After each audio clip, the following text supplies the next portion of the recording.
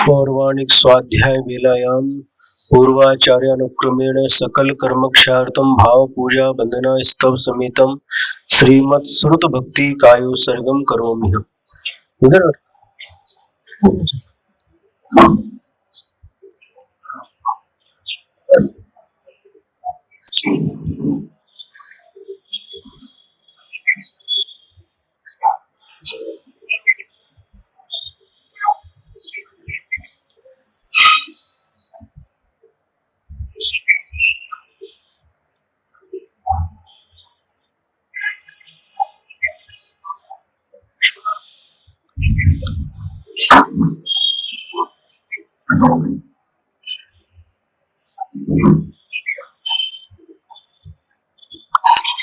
ओकारं बिंदु संयुक्तं नित्यं ध्यायन्ति योगिनः कामदं मोक्षदं च ओंकाराय नमो नमः। अविरल शब्द घनोग प्रक्षालित सकल भूतल कलंकाः मुनिर्पाश तीर्थ्या सरस्वती हरितनोदुरितम् अज्ञानतिमिरान्धानां ज्ञानाञ्जनशलाकया चक्षुरुन्मीलितं येन तस्मै श्रीगुरवे नमः। परम गुरुभ्यो नमः। परम प्राचार्य गुरुभ्यो नमः। सकल कलश बिंध्वंसकं श्रेयसां परिवर्धकं धर्म संबंधकं भवजी मनः प्रतिबोधकारकम् इदं शास्त्रं श्री योग सारनाम ध्येयम् अस्य मूल ग्रंथ कर्तारः श्री सर्वज्ञ देवाः तदुत्तर ग्रंथ कर्तारः श्री गणधर देवाः प्रतिगणधर देवाः तेषां वचोनुसार श्रीमद् आचार्य प्रवर श्री योगींदु देवैः विरचितं मंगलम भगवान वीरो मंगलम गौतमो गणी मंगलम कुंद कुंदार्यो जैन धर्मोस्तु मंगलम सर्वमंगल मांगल्यम सर्व कल्याण कारकम प्रधानम सर्वधर्माणां जैनम जयतु शासनम जैनम जयतु शासनम कोटिशतं द्वादश्चैव कोट्यो लक्षाणि शीतित्रदिकानि चैव पञ्चाशदष्टौ च सहस्रसङ्ख्यामेतच्छ्रुतं पञ्चपदं नमामि। अरिहंत भाषियत्थं गणहरदेवीं गन्ध्यं सम्मं प्रणमामि भक्तियुक्तो सुदनानमहुवें सरसा इच्छामि वन्ते सुदवत्ति काओशुगो कौतसानुच्यं अंगो अंगो पैर्ण पावने परयमि सुत परमाणि योग पुबगय चूलिया चेव सुततै द्वि धम्म कायं शनिच्च कालमंचेमि पूजेमि वन्दामि नमसामि दुःखखो कमखो बोहिलाओ सुवै गमनं समाहि मरणं जिनगुण संपत्ति हो मज्जम। पौर्वाणिक स्वाध्याय वेलायां पूर्वाचार्यानुक्रमेण सकल कर्मक्षार्थम भाव पूजा वंदना स्तव समेतम श्रीमदाचार्य भक्ति कायो सर्गम करोमि।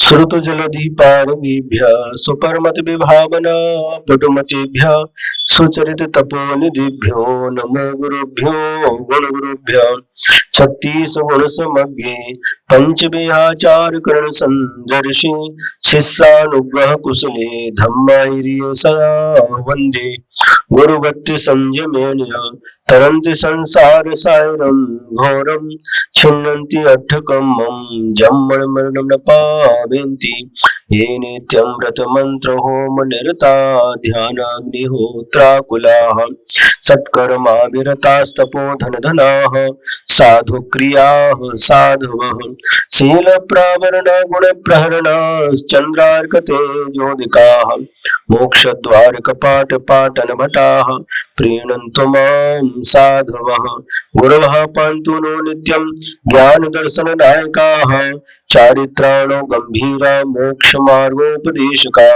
इच्छावन्ते आयुर्भक्ति काउशुगुत सानिच्यम सम्मनान सम्मदंसन समचरित जुत्तानम पंचव्याचानम आयुर्यानम आयारादि सुदनानोपदेशानम उपज्ञायानम तिर्यणगुण पाणदानम सब साहुनम शनिच्य कालमंचेमि पूजेमि वंदामिनम सामि दुख खो कम खो बोहिलाओ सुगई गमनम समाहि मरणम जिन गुण संपत्ति हो मध्यम निम्मल झान परिठया कम कलंक डही अपालद्धो जेन परु ते परमपन बेबी ते परमपन बेबी।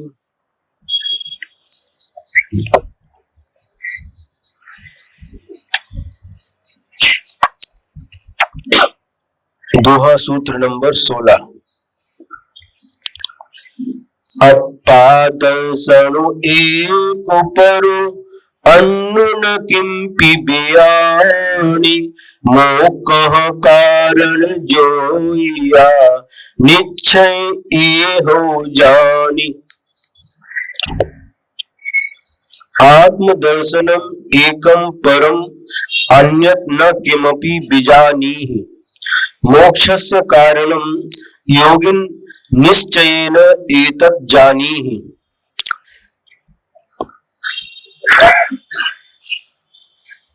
गुरु महाराज शिष्य के लिए उपदेश दे रहे हैं कि हे योगिन, एकमात्र आत्मदर्शन ही मोक्ष का कारण है, अन्य कुछ भी मोक्ष का कारण नहीं है। यह तो निश्चय से समझ।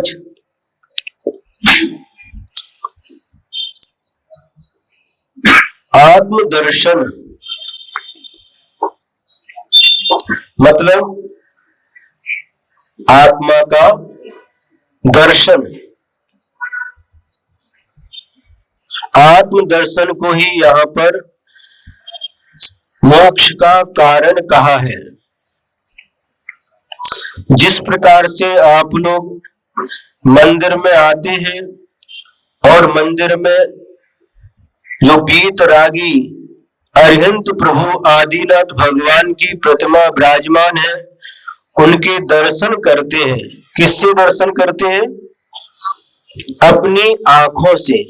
उसी प्रकार से आत्मा का दर्शन भी क्या आंखों के माध्यम से होता है?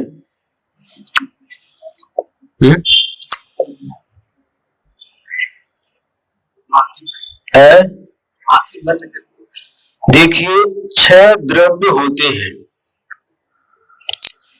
जीव द्रव्य, पुद्गल द्रव्य, धर्म द्रव्य, अधर्म द्रव्य, आकाश द्रव्य और काल द्रव्य।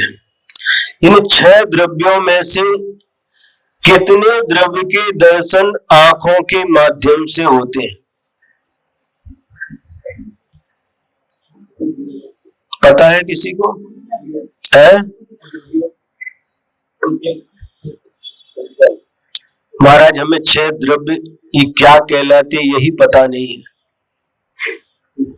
है। जीव द्रव्य तो सबको पता है, और पुद्गल द्रव्य जो कुछ भी हमें आंखों से दिखाई देता है वह सब पुद्गल द्रव्य है।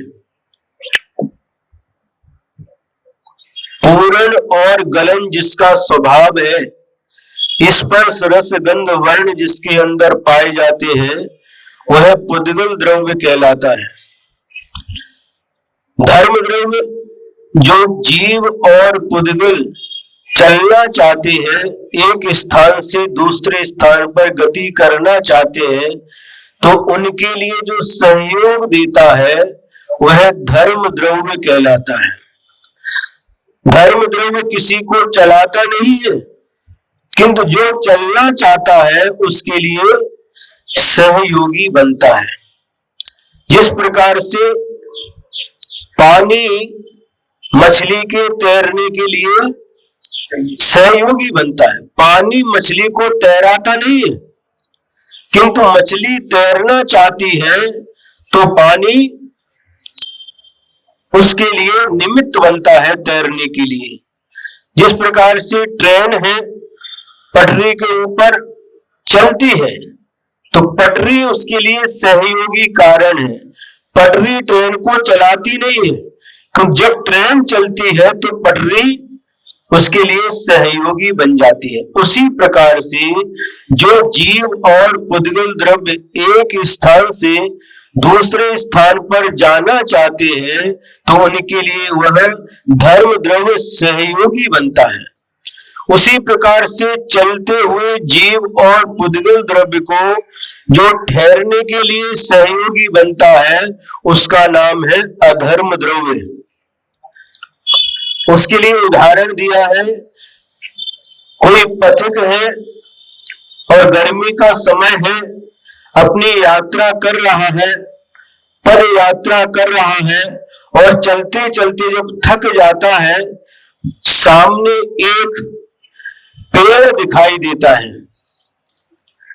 तो पेड़ जिस प्रकार से उस पथिक के रुकने के लिए सहयोगी कारण बन जाता है, पेड़ उस पथिक को बुलाता नहीं है, पकड़ करके रोकता नहीं है, किंतु यदि कोई पथिक रुकना चाहता है तो वह उसके लिए सहयोगी बन जाता है। उसी प्रकार से चलते हुए जीव और पुद्गल द्रव्य को जो ठहरने के लिए कारण बनता है, उसका नाम अधर्म द्रव्य है। अब इसके बाद में आकाश द्रव्य है।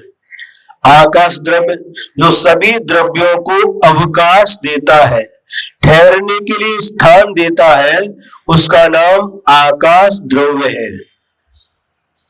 आप कहां पर बैठे हैं? बोलो। है संत भवन में। कहां पर बैठे हैं? जमीन पर। कहां पर बैठे हैं? चटाई पर। अलग अलग आपके उत्तर आएंगे, लेकिन आप यदि आकाश यहां पर नहीं हो तो आप बैठ नहीं सकते। क्या आप भले ही जमीन पर टच है, लेकिन आपका जो शरीर है वो कहां पर है? आकाश में। आकाश द्रव्य सभी द्रव्यों को ठहरने के लिए स्थान देता है। और इसके बाद में काल द्रव्य जो परिणमन में सहयोगी बनता है, उसका नाम काल द्रव्य है। जो वस्तु के परिणमन में सहयोगी बनता है।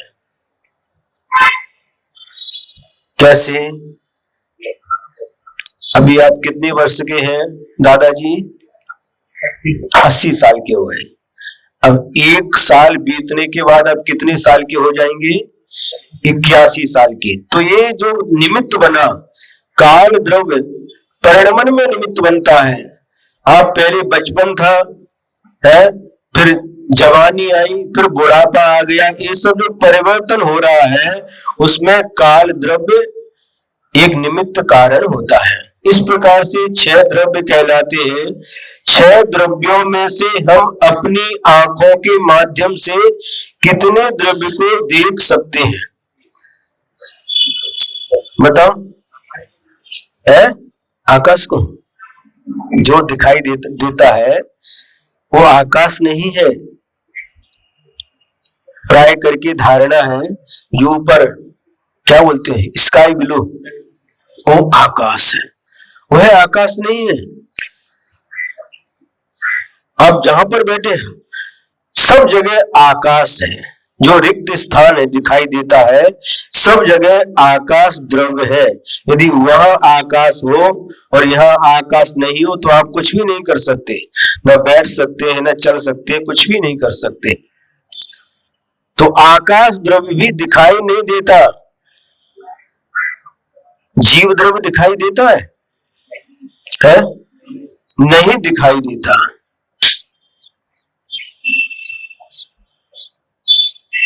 जो आत्मा हमारे शरीर के अंदर है, जब शरीर के माध्यम से जो क्रिया होती है तो उसके माध्यम से अनुमान लगाया जाता है अथवा उसका ज्ञान होता है कि इस शरीर के अंदर आत्मा विद्यमान है, जीव विद्यमान है। और जिस समय वह आत्मा इस शरीर को छोड़ करके चला जाता है, उस समय शरीर में कोई भी क्रिया नहीं होती। आंखें हैं फिर भी देखती नहीं, कान है कितनी भी जोर से चिल्लाओ फिर भी सुनते नहीं है।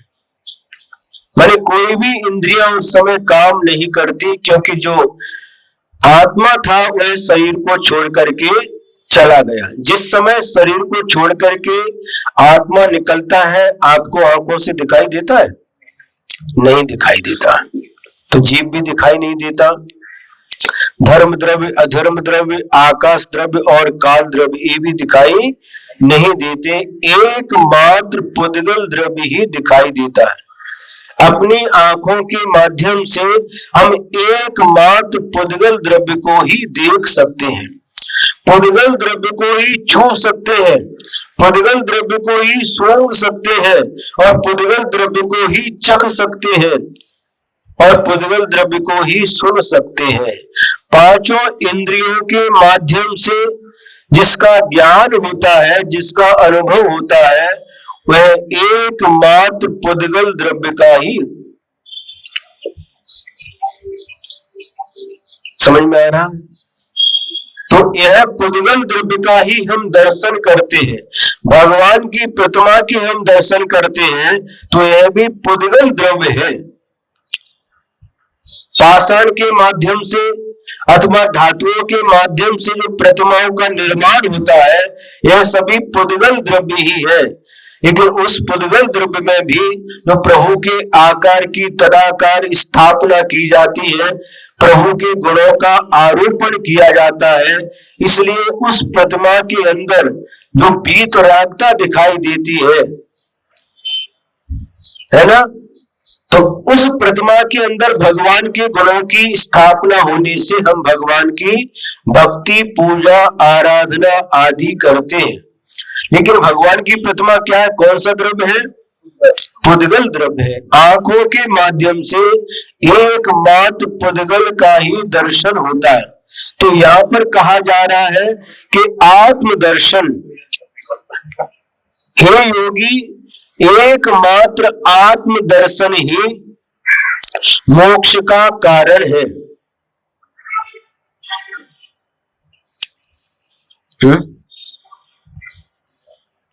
आत्मा का दर्शन कैसे करेंगे?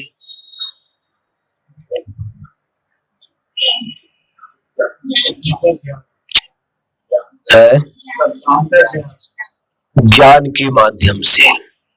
एक हाई को लिखा था, जिन दर्शन सनहि सनहि कराता निज दर्शन।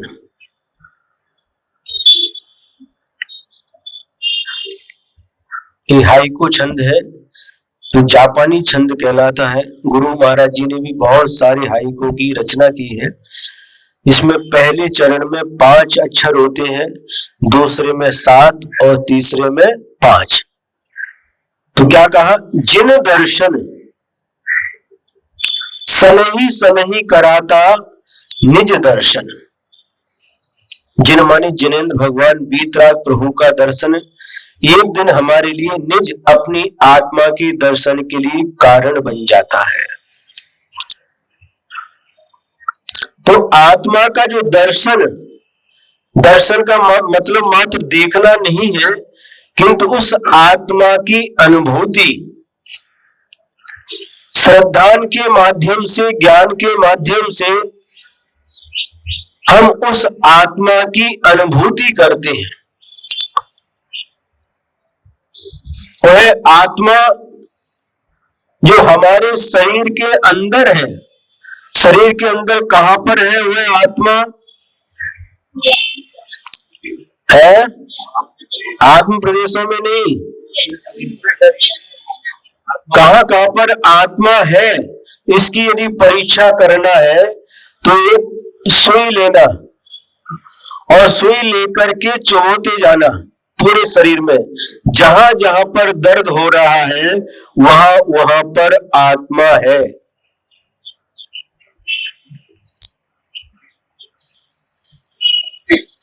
अब देखिए, आपके जो बाल बढ़ जाते हैं तो बाल को क्या करते हैं? नाई के पास जाकर के कटिंग कराते हैं। जब कटिंग कराते हैं, बाल काटते हैं, उस समय दर्द होता क्या? नहीं होता। तो बालों में आत्मा नहीं है। नाखून बढ़ जाते हैं, उस समय नाखून काटते हैं, उस समय दर्द होता है। यदि आगे का नाखून जो है, नाखून जो बड़े हुए उनको काटने से दर्द होता क्या? नहीं होता। लेकिन यदि नीचे, नाखून के नीचे की चमड़ी आदि कट जाए तो दर्द होता। तो नाखून में भी आत्मा नहीं है, दांत में भी आत्मा है कि नहीं?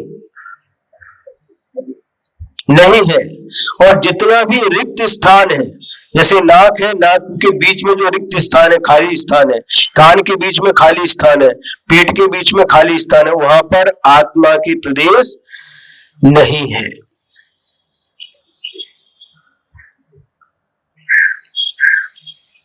केश रोज करते समय दर्द होता कि नहीं है? कटिंग करते समय दर्द नहीं होता, लेकिन केश रोज करते समय दर्द होता, क्योंकि बालों की जो जड़ है वह चमड़ी के अंदर है, उसको उखाड़ते समय दर्द होता है कि वहां पर आत्मा की प्रदेश है।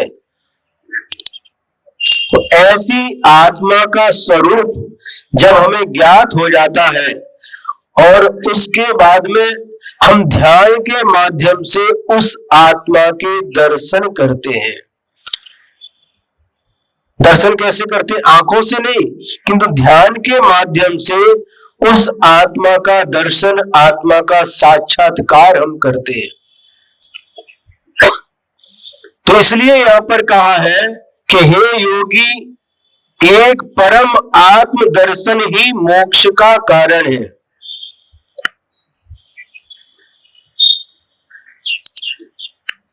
और जब तक हमारी यात्रा बाहर की ओर होती रहती है, तब तक हमें आत्मदर्शन नहीं हो सकता।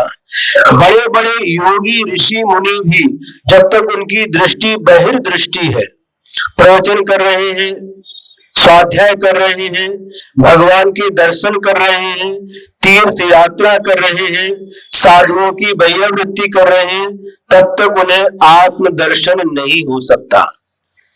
सारे कार्यों से विराम लेने के बाद जब बाहरी यात्रा समाप्त करके अंतर की यात्रा प्रारंभ होती है ध्यान के माध्यम से, तब आत्मदर्शन होता है।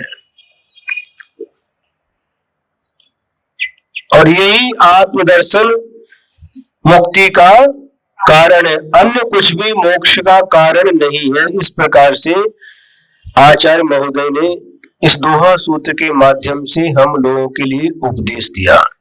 अब आगे दोहा सूत्र नंबर 17। मग्गन गुण ठाने कहिया, व्यवहारे विदेठी, निच्छने अप्पा मुनि, जिम पावु परमेठी।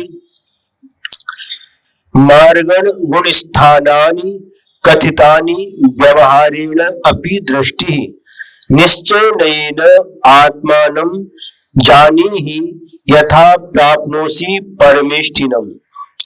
जो मार्ग स्थान है और गुण स्थान है, उनका व्यवहार से ही उपदेश दिया है।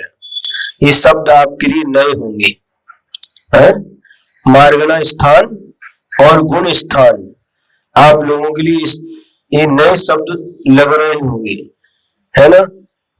तो जहां पर जीवों की खोज की जाती है मार्गना स्थान कहलाते हैं। जीव कहां कहां पर है? जीव कहां कहां पर है, इसकी खोज करना ये मार्गना कहलाती है। 4 गतियों में जीव है, मनुष्य गति में भी है, देव गति में भी है, त्रियंच गति में भी है, नरक गति में भी है। तो त्रियंच गति में कहां कहां पर जीव है? 1 इंद्री में है, 2 इंद्री, 3 इंद्री, 4 इंद्री, असंगी पंचेंद्री, संगी पंचेंद्री, सम्मूर्छन, गर्भज है, अंडज, पोतज। ये विशेषता से इन जीवों की जानने का जो साधन है उसका नाम है मार्गना स्थान। और गुण स्थान आत्मा के विकास का जो क्रम होता है वह गुणस्थान कहलाता है। ये गुणस्थान 14 होते हैं। पहला गुणस्थान मिथ्यात्व है। अनादि काल से यह जीव इसी गुणस्थान में रह करके जन्म और मरण करता रहता है। यह मिथ्यात्व नाम का गुणस्थान अनादि काल से उससे निकलता है तो सम्यक दर्शन प्राप्त करता है, चौथा गुणस्थान, और आगे आगे और भी व्रत संयम धारण करता जाता है तो आगे के गुणस्थान प्राप्त हो जाते हैं। मुनि महाराज का 6वां 7वां गुणस्थान होता है और इसके आगे जब श्रेणी पर आरोहण करते हैं तो आगे के गुणस्थान होते हैं। ध्यान के माध्यम से उन श्रेणी पर चढ़ करके जब 13वें गुणस्थान में पहुंचते हैं तो अरिहंत भगवान बन जाते हैं। 14वें गुणस्थान में भी अरिहंत भगवान रहते हैं और वहां से अरिहंत भगवान जब मरण करते हैं तो वह सिद्ध भगवान बन जाते हैं। विस्तार से वर्णन नहीं कर सकते क्योंकि समय सीमित है। तो इन मार्गना स्थान और गुण स्थान का वर्णन जो किया गया है, उपदेश दिया गया है, वह व्यवहार से ही दिया गया है।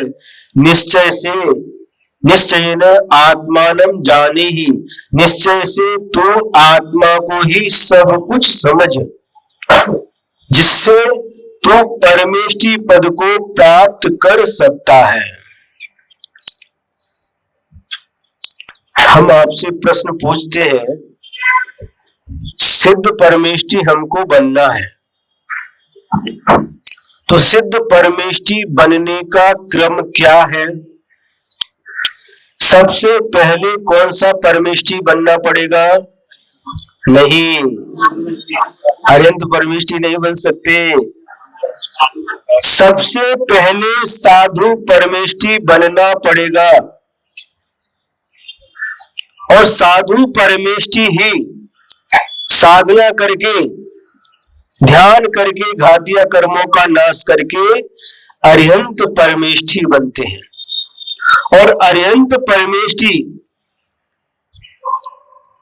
जब उनके आयु कर्म का नाश हो जाता है तो इस शरीर को छोड़ करके अशरीरी बन करके वह सिद्ध भगवान बन जाते हैं। एक क्रम है। आचार्य और उपाध्याय बनना कोई आवश्यक नहीं है। मोक्ष की प्राप्ति, केवल ज्ञान की प्राप्ति आचार्य परमेष्टि और उपाध्याय परमेष्टि को नहीं हो सकती। सुन रहे कि नहीं? आचार्य परमेष्टि और उपाध्याय परमेष्टि अरिहंत परमेष्टि नहीं बन सकते है। साधु को ही, साधु परमेष्टि के लिए ही अरिहंत पद की प्राप्ति होती है।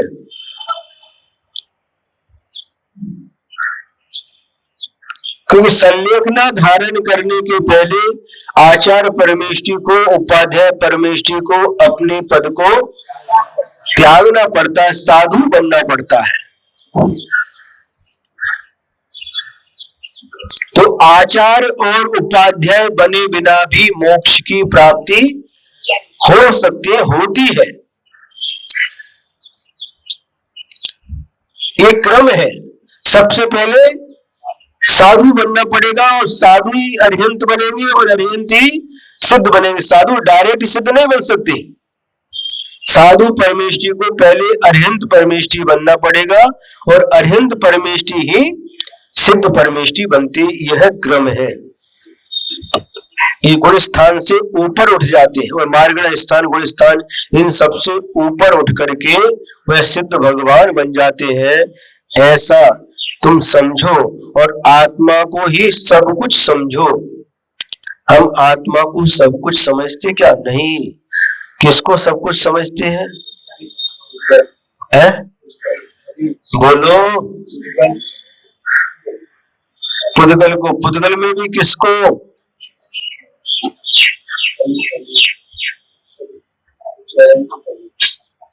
बताओ। सबका उत्तर अलग अलग है। कोई कह रहे अपने शरीर को सब कुछ समझते हैं और हाँ, वो कह रहे घर द्वार को अपना समझते, धन दौलत को अपना समझते, सब कुछ समझते हैं, और उसी धन दौलत के पीछे अपना कीमती समय हम नष्ट तो नहीं कहते, निकालते रहते हैं। ये आवश्यक है कि जीवन जीने के लिए धन की आवश्यकता होती है। गृहस्थ जीवन बिना धन के नहीं चल सकता, लेकिन धन को ही सब कुछ समझ करके जीना यह ठीक नहीं है।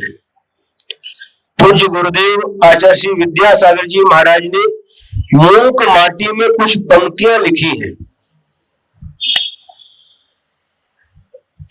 योग पड़े हैं यही, योगी चला गया, भोग पड़े हैं यही, भोगी चला गया। कौन किसके लिए, धन जीवन के लिए या जीवन धन के लिए? क्या प्रश्न पूछा? कौन किसके लिए, धन जीवन के लिए या जीवन धन के लिए? प्रश्न समझ में नहीं आया? क्या आया? धन जीवन के लिए या जीवन धन के लिए? धन जीवन के लिए। जीवन जीने के लिए धन की आवश्यकता होती है। जीवन धन के लिए, यदि जीवन हमारा धन के लिए है, सिर्फ मात्र सब कुछ धन को समझ करके धन के लिए ही पूरा जीवन समाप्त कर देते हैं, तो हमें कुछ भी हासिल नहीं हो सकता। एक बूढ़ा व्यक्ति है, वृद्ध हो गए और वृद्ध हो गए, इतने वृद्ध हो गए, अब मरण बहुत निकट आ गया। अब कुछ ही घंटे के मेहमान है और वह लेटे हुए हैं और सारा का सारा परिवार उनके इर्द गिर्द है। और अचानक वह पूछते हैं, दादाजी अब कुछ ही घंटे बचे मरने के लिए, और पूछते क्यों, बड़ा बेटा किधर है? उसका नाम लेते हैं। पिताजी इधर हूं, आपकी पैर दबा रहा हूं। दूसरे नंबर का मझला बेटा किधर है? बुंदेलखंड में। बुंदेलखंड है कोई यहाँ? है। तो बुंदेलखंड में क्या करते? बड्डे, मझले, संजले, गजले और हल्के। एक नंबर का जो बेटा उसको बड्डे बोलते हैं, दूसरे को नंबर के को मझले, तीसरे नंबर के संजले और चौथे नंबर के गजले और पांचवें नंबर के हल्के। अंदर बोलते हल्के सो दिया, हल्के हल्के। हमारे 6-7 हो तो क्या करेंगे फिर? तो अब उन्होंने पूछा, बड़ा बेटा किधर है? पिताजी आपका पैर दबा रहा हूं। दूसरे नंबर का किधर है? ये आपका दूसरा पैर दबा रहा हूं। तीसरे नंबर का आपका सिर दबा रहा हूं। चौथे नंबर का बेटा कहाँ है? आपके ऊपर हवा कर रहा हूं। और पांचवें नंबर का वो इधर। सबके नाम लिए, फिर एक एक करके नातियों के नाम, पोतों के नाम ले लिए। फिर बाद में कहते अरे सबके सब इधर है, तो दुकान पर कौन है?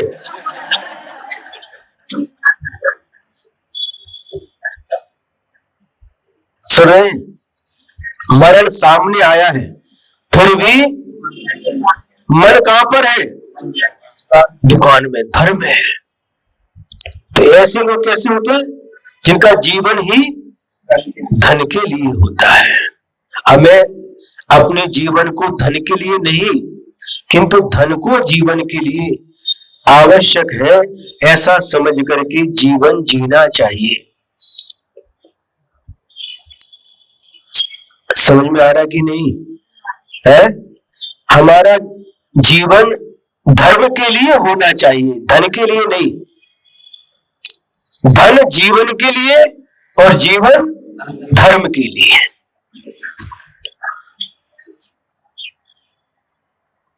अंतर समझ में आया कि नहीं?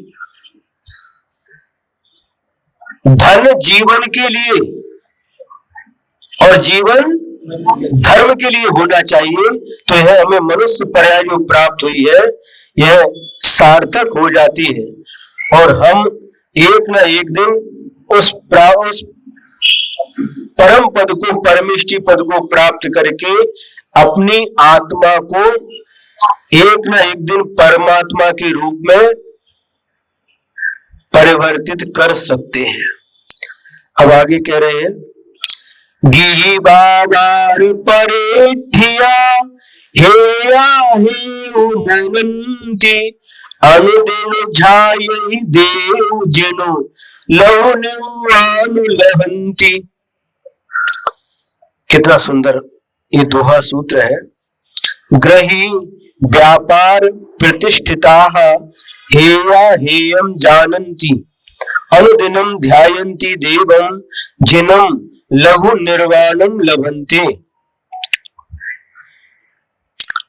जो गृहस्थी के धंधे में रहते हुए भी, क्या, जो गृहस्थी के धंधे में रहते हुए भी हे और उपाधि को समझते हैं और जिनेंद्र भगवान का निरंतर ध्यान करते हैं, वह शीघ्र ही निर्वाण को प्राप्त कर लेते हैं।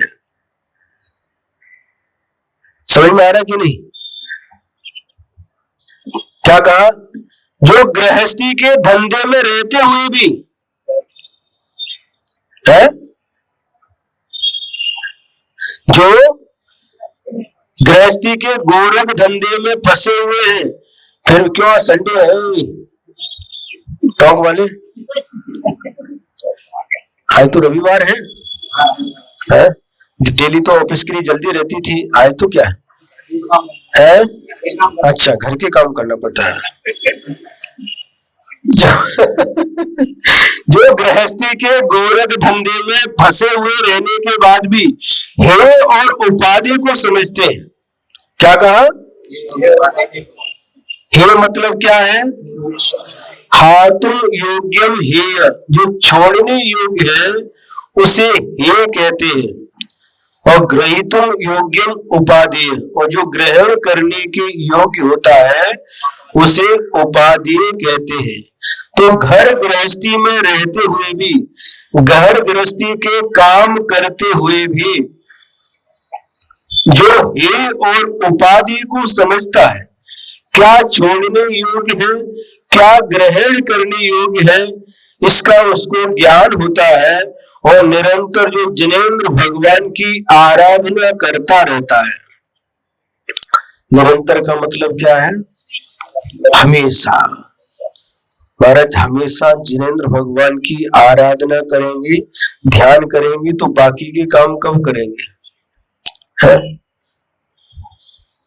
उनका टॉक वालों की आज रविवार का दिन है, छुट्टी है, उन्होंने कह दिया आज घर के काम भी रहते हैं, उनको भी एक दिन के लिए, घर के लोगों को भी क्या कितनी अच्छी बात कही है। लोग पूछते हैं महाराज हम घर में रहते हुए भी धर्म कर सकते हैं क्या? उन्हीं के लिए उपदेश दिया गया है। घर के काम, दुकान के काम, घर दुकान सब कुछ करते हुए भी, लेकिन हे और उपाधि का ज्ञान रहना चाहिए। ये हम काम कर रहे हैं, कर नहीं रहे, हमको करना पड़ रहा है। घर गृहस्थी के काम करते हुए मन में यह विचार करना, ये मुझे करना पड़ रहा है, और धार्मिक कार्य करते हुए ऐसे विचार नहीं आना चाहिए कि मुझे ये करना पड़ रहा है, भगवान का अभिषेक मुझे करना पड़ रहा है, दान देना पड़ रहा है। ऐसे भाव, पढ़ना मतलब मजबूरी, करने में और करना पड़ रहा है, इसमें क्या अंतर है? करना पड़ रहा है यानी मजबूरी में मैं कर रहा हूं, मेरी इच्छा नहीं है, बिना मन के कर रहा हूं। देखो 1 घंटे के लिए भी शांति नहीं, 1 घंटे के लिए भी शांति नहीं। क्या गप कुंडरी,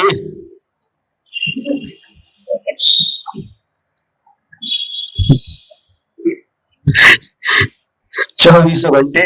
आजकल क्या है, मोबाइल आ गया तो बस क्षण क्षण में ही खबर। पहले क्या होता था, पत्र चलते थे, 8-10 दिन में पहुंचता था, बस उतने ही संपर्क रहता था। लेकिन अब जैसे ये सब साधन आ गए, और तो प्रतिदिन उधर क्या होता है इधर मालूम पड़ता है, उधर क्या हुआ इधर पता चलता है। पहले जो सूतक वगैरह चलते थे ना, तो जब पत्र मिला और कितने दिन का बाकी है, जो उतने दिन का पालन करना पड़ता था। आज तो पूजा में बैठने वाले और फोन आ गया,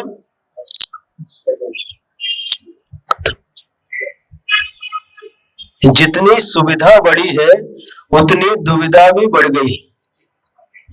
क्या कह रहे, जितनी सुविधा बढ़ी है उतनी दुविधा भी बढ़ गई है, उतने संपर्क बढ़ गए। जितने साधन बढ़े हैं उतने ही हमारे लिए क्या तकलीफें बढ़ी है।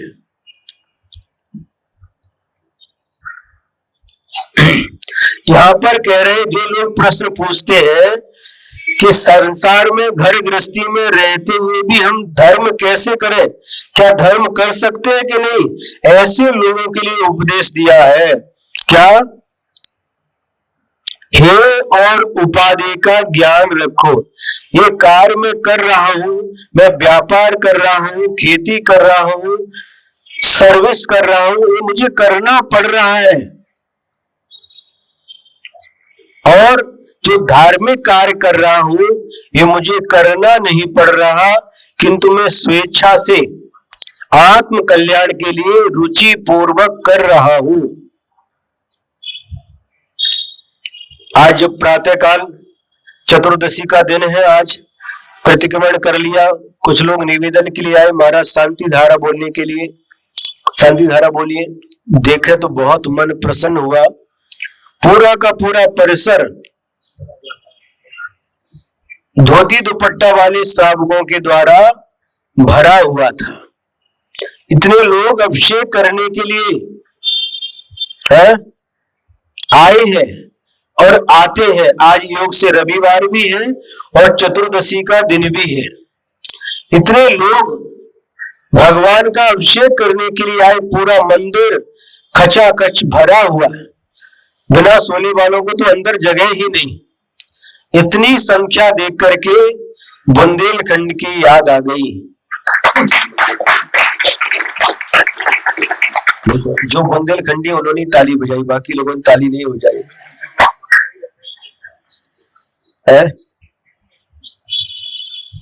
महाराष्ट्र में प्राय करके देखने को मिलता है, बहुत कम। और सांगली, कोल्हापुर, बेलगांव की तरफ गए तो वहां तो मात्र जो पुजारी है उनको पंडित बोलते हैं, वही पूजा करते हैं। बाकी लोग ऐसे ही बैठ करके घंटा बजाते रहते, ताली बजाते रहते। आज किसकी पूजा है? आज फलाने की पूजा है। वो पुजारी द्रव्य लिख करके देता है, इतने चावल, इतना घी, इतना दूध, क्या क्या लिख करके देते, और लिस्ट ला करके देते, लवंग सुपारी क्या क्या, और वो पूजा करते, वो देखते बैठते। दान पूजा स्वहस्ते न, दान और पूजा अपने हाथ से करना चाहिए, दूसरे से नहीं कराना चाहिए। क्यों भावेश, समझ में आ रहा है कि नहीं? हाँ, अपने हाथ से करना चाहिए और रुचि पूर्वक करना चाहिए। रविवार की प्रतीक्षा करना चाहिए, शनिवार की प्रतीक्षा करना चाहिए, कब यह दिन आए और हमें भगवान का अभिषेक करने के लिए मिले, पूजन करने के लिए मिले। कई बच्चे कहते हैं महाराज रविवार तो मिलता है काय के लिए? सोने के लिए।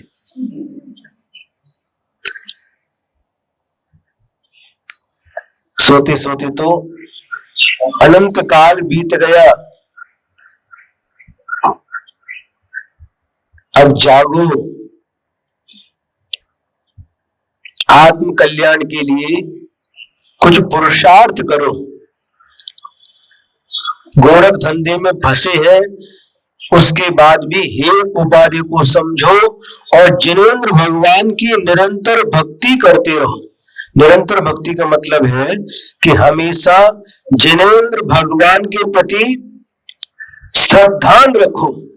अन्यथा शरणम नास्ति त्वमेव शरणम मम। एक व्यक्ति आए थे, उनके जंगल के लिए उनके हाथ पर लिखा था, क्या लिखा था? मम त्वम सर्वम असि।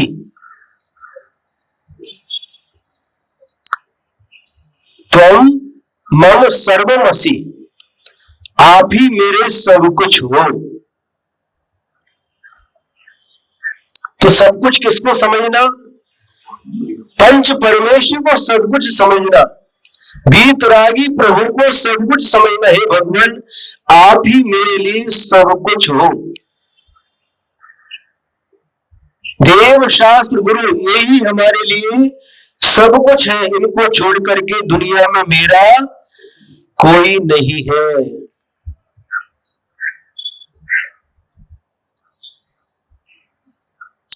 ऐसा समझ करके यदि जीवन जिएंगे तो परंपरा से हम भी बहुत शीघ्र निर्वाण को प्राप्त कर सकते हैं। चाहिए कि नहीं? मोक्ष चाहिए कि नहीं? हमारा चाहिए। तो ऐसे मिलेगा नहीं। मोक्ष प्राप्त करने के लिए पहले रत्नत्रय को धारण करना पड़ेगा, घर छोड़ना पड़ेगा, पूना छोड़ना पड़ेगा, पुसद छोड़ना पड़ेगा, और सब कुछ छोड़ने के बाद में मुनि बन करके आत्म साधना करके कर्मों का नाश करके हम भगवान बन सकते हैं। महाराज ऐसा रास्ता बता दो, घर भी न छूटे और मोक्ष भी मिल जाए। अरे जब साक्षात तीर्थंकर भगवान को भी घर छोड़ने के बाद ही, राजपाट सब कुछ छोड़ने के बाद मोक्ष मिला है, तो हम और आप लोगों को घर छोड़े बिना कैसे मिल सकता है? कम से कम घर नहीं छूटता तो कम से कम घर के प्रति मोह तो छोड़ो, ममत्व भाव तो छोड़ने का प्रयास करो। घर के बीच रहते हुए भी ये सब हमारा नहीं है, ऐसे भाव से घर में रहो तो एक दिन आप घर छोड़ने के लिए आपका मन तैयार हो जाएगा।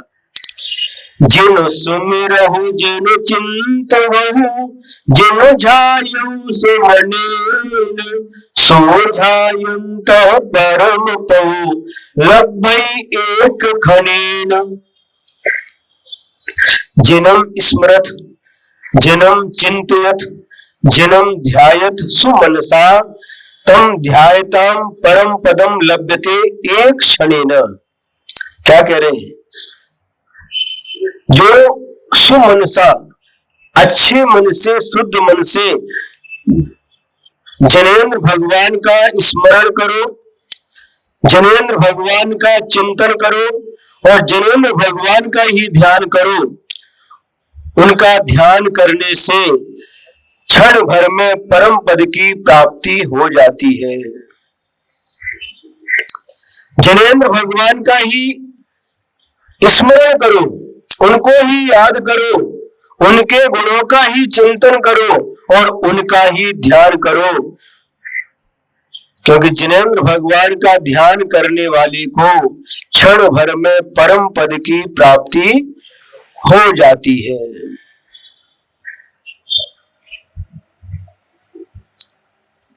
24 घंटे में ऐसा कितना समय बीतता है जिस समय हमें जिनेंद्र भगवान की याद आती है, जिनेंद्र भगवान का हम चिंतन करते हैं और जिनेंद्र भगवान का ध्यान करते हैं। कितना समय आता है? आचार्य महाराज कहते थे जरा भी समय मिले उसका उपयोग करो। जरा भी समय मिला रमो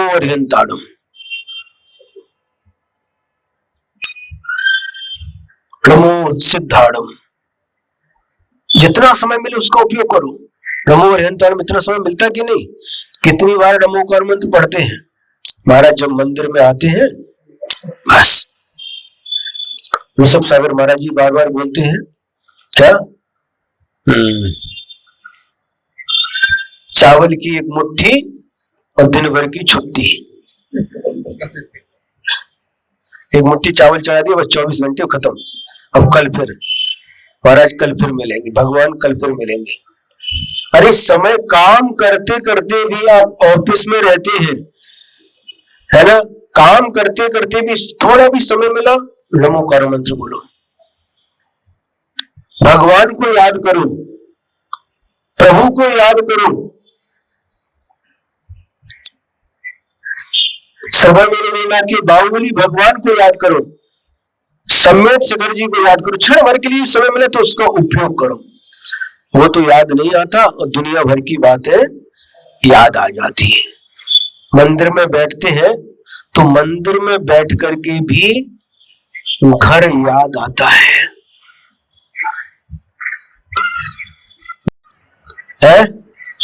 विरोधो वन याद आता है, घर की याद आती है। मंदिर में बैठ करके भी यदि घर की याद आ रही है तो समझो हमारे भाव कैसे। और घर में बैठ करके भी यदि मंदिर की याद आती है, ऑफिस में रह करके भी यदि भगवान का स्मरण हो आता है तो समझना, क्या समझना? घर में रह करके भी हम धर्म कर रहे हैं, घर में रह करके भी हमें पुण्य का आश्रम हो रहा है, हमारे कर्मों का क्षय हो रहा है।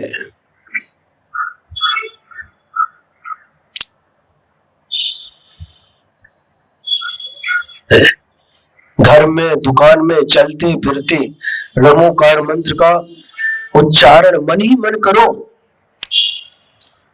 अपवित्रः पवित्रो वा सुस्थितो दुस्थितोऽपि वा ध्यायेत् पंच नमस्कारम। आगे सर्व पापै प्रमुच्यते। बहुत समय हो गया। पवित्र हो या अपवित्र हो, चलते उठते बैठते खाते पी हर समय नमोकार मंत्र यानी पंच परमेष्टि का स्मरण करो, याद करो प्रभु को। लेकिन याद कब करते हैं? जब हमारे ऊपर संकट आता है, जब हमारे ऊपर दुख आता है तो हमें भगवान की याद आती है। दुख में सुमरण सब करे, सुख में करे न कोई, जो सुख में सुमरण करे दुख काहे को होए। क्या हो गया अंकित भैया? जबलपुर से आए हैं। दुख में सुमरण सब करे, दुख में तो भगवान की याद आती है, भगवान को याद करते हैं। लेकिन जब सुख आता है तो सब भगवान को भूल जाते हैं। यदि सुख में भी भगवान की याद रहे आए, सुख में भी भगवान याद रहे, गुरु याद रहे, तो फिर दुख नहीं आता।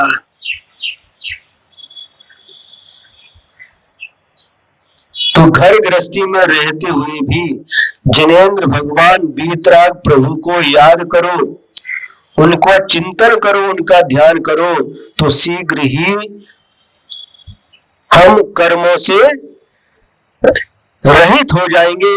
एक क्षण में हम परम पद को प्राप्त कर लेंगे। ये कितना सरल उपाय बताया है। सस्ता है कि नहीं है? कितना सस्ता है। एक और दोहा सूत्र लेते हैं, दोहा सूत्र नंबर 20। शुद्धप्पा अर्जुन बरहि भेम किम पिबेयानि मोकः कारण जोइया निश्चय एव बिजानि। शुद्ध आत्मनाम च जिनवराणाम भेदम मा किमपि बिजानीहि मोक्षस्य कारणे योगिन निश्चयेन एतत् बिजानीहि। क्या कह रहे हैं? हे योगी, मोक्ष प्राप्त करने में शुद्धात्मा और जिनेंद्र भगवान में कुछ भी भेद मत समझो। अपनी शुद्धात्मा में और जिनेंद्र भगवान में कुछ भी भेद मत समझो। मतलब क्या है? यदि भेद नहीं समझेंगे तो पूज्य और पूजक का भेद ही समाप्त हो जाएगा। एक बोलते है ना, हूँ स्वतंत्र निश्चल निष्काम ज्ञाता दृष्टा आत्म राम। आगे, जो मैं हूँ यह भगवान।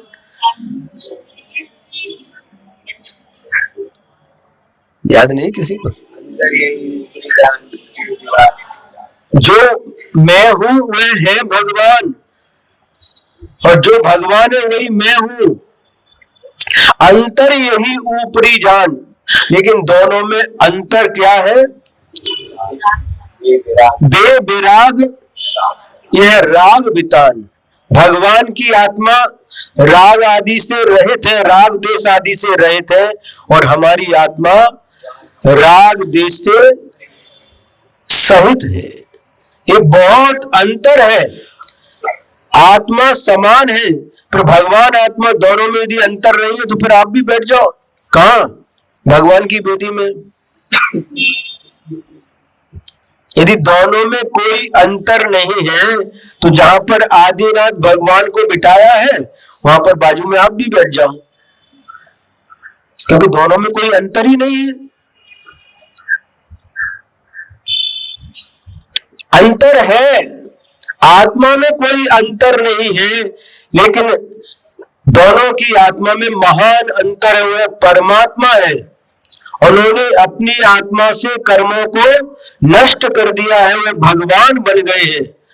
हमें उनके चरणों में बैठ करके उनकी भक्ति करते करते भगवान से प्रार्थना करना चाहिए। आप बहुत सारी प्रार्थना करते हो, भगवान के चरणों में जाकर के हम आपको एक छोटी सी प्रार्थना बताते हैं। प्रतिदिन जब भी भगवान के दर्शन करो तो हाथ जोड़ना और भगवान से प्रार्थना करना कि हे भगवान, जो आपका अतीत था वह मेरा वर्तमान है, जो आपका अतीत था वह मेरा वर्तमान है, और जो आपका वर्तमान है वह मेरा भविष्य बने। ये समझ में आया? कितनी छोटी सी प्रार्थना है, और कुछ नहीं मांगना। फिर एक बार बताएं, भगवान का जो अतीत था कैसा था? जो हमारा वर्तमान, हमारी जैसे भगवान थे, संसारी थे। अतीत काल में भगवान हमारे जैसे ही थे। तो जो आपका अतीत था वह मेरा वर्तमान है, और जो आपका वर्तमान है, आप अभी भगवान बन चुके हैं, वह मेरा भविष्य बने, यानी भविष्य में मैं भी भगवान बनूं। बस इतनी सी प्रार्थना करना। कर सकते कि नहीं है? क्यों? कैसी है प्रार्थना?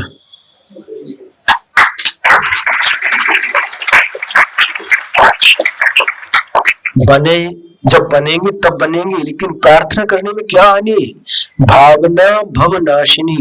यह भावना हमारे भव यानी संसार का नाश करने वाली होती है। ऐसी भावना भाव तो शुद्धात्मा में, शुद्धात्मा मतलब हाँ, कर्मों से रहे तो शुद्ध आत्मा में और भगवान में कोई भी अंतर नहीं है, ऐसा निश्चय से समझो। और हमारी आत्मा जो अभी अशुद्ध अवस्था में है वह भी शुद्ध अवस्था को प्राप्त करे, इसके लिए हमें निरंतर भावना भाना चाहिए जिन्होंने अपनी आत्मा को शुद्ध कर लिया है, ऐसे अरिहंत भगवान का ध्यान करना चाहिए, उन्हीं का स्मरण करना चाहिए, उन्हीं के गुणों का चिंतन करना चाहिए, उन्हीं की भक्ति करना चाहिए, उन्हीं की आराधना करना चाहिए, उन्हीं की पूजन करना चाहिए और उन्हीं को सब कुछ समझना चाहिए। तो एक दिन हमारी आत्मा भी इन शुद्ध आत्मा की भक्ति करते करते हमारी आत्मा भी उस शुद्ध अवस्था को प्राप्त कर लेगी। सभी की आत्मा उस शुद्ध अवस्था को प्राप्त करे, सभी की आत्मा परमात्मा बने, सभी को भगवत पद की प्राप्ति हो। इन्हीं मंगल भावनाओं के साथ आज के इस कक्षा अथवा स्वाध्याय को विराम देते हैं। जिनवाणी स्तुति करेंगे। यदर्थमात्रा पदवाक्यहीनम् मया प्रमादाद्यदि किञ्चनोक्तम् तन्मे क्षमित्वा विदधातु देवी सरस्वती केवलबोधलब्धिम्। बोधि समाधि परिणाम शुद्धि स्वात्मोपलब्धि शिव सौख्य सिद्धि चिंतामणिं चिंतितमस्तु दाने तवंद्यमानस्य ममस्तु देवी तवंद्यमानस्य ममस्तु देवी। द्वादशां जिरवाणी माता की। परम उपकारी परम पूज्य आचार्य गुरुवर श्री विद्यासागर जी महाराज की।